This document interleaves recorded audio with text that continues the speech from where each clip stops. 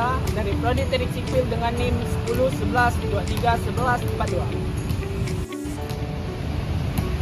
Perkenalkan, nama saya Sendar Monosogit dengan NIM D1011231075. Perkenalkan, nama saya Gregory Sagung dari Prodi Teknik Sipil NIM D1011231085. Terima kasih. Oke teman-teman, di sini kami akan menampilkan video pendek tentang Bahasa Indonesia menjadi bahasa resmi UNESCO yang ke-10. Selamat menyaksikan.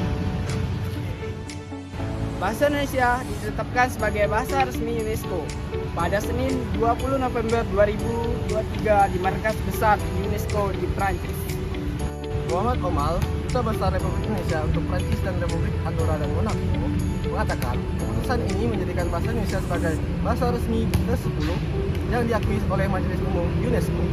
bahasa yang diakui adalah Inggris, Arab, Mandarin, Prancis, Spanyol, Rusia, Hindi, Italia, dan Portugis.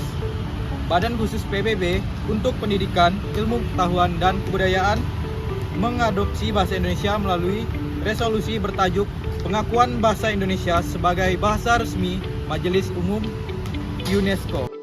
Bahasa Indonesia adalah bahasa resmi Indonesia, tapi juga digunakan secara luas di Asia Tenggara seperti Malaysia, Singapura, dan Brunei.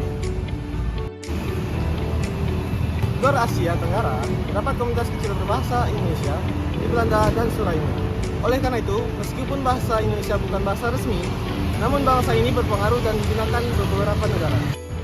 Bahasa Indonesia menjadi bahasa pemersatu bagi masyarakat Indonesia yang di mana jumlah bahasa daerah di Indonesia terdiri dari 718 bahasa.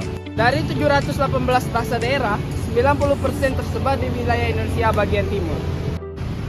Sebanyak 428 kasus dilaporkan di Papua, 80 di Maluku, 72 di Nusa Tenggara Timur, dan 62 di Sulawesi.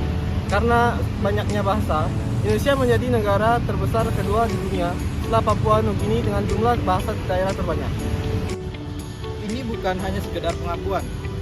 Dengan diresmikannya bahasa Indonesia sebagai bahasa resmi oleh UNESCO, akan lebih memperkuat posisi bahasa kita di dunia internasional. Itu artinya, lebih banyak lagi kesempatan kita dalam bidang pendidikan, ekonomi, dan budaya.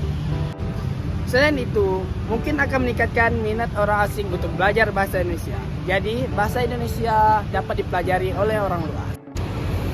Jadi, semoga dengan status bahasa Indonesia ini, kita bisa lebih mengembangkan bahasa dan budaya kita secara lebih luas lagi, supaya tetap berkembang dan dikenal oleh dunia. Kita sebagai generasi muda harus lebih melestarikan bahasa dan budaya kita, supaya kita tetap berkembang dan mampu bersaing dengan dunia internasional. Sekian video pendek dari kami. Semoga bahasa Indonesia menjadi bahasa yang berdunia. Sekian dan terima kasih.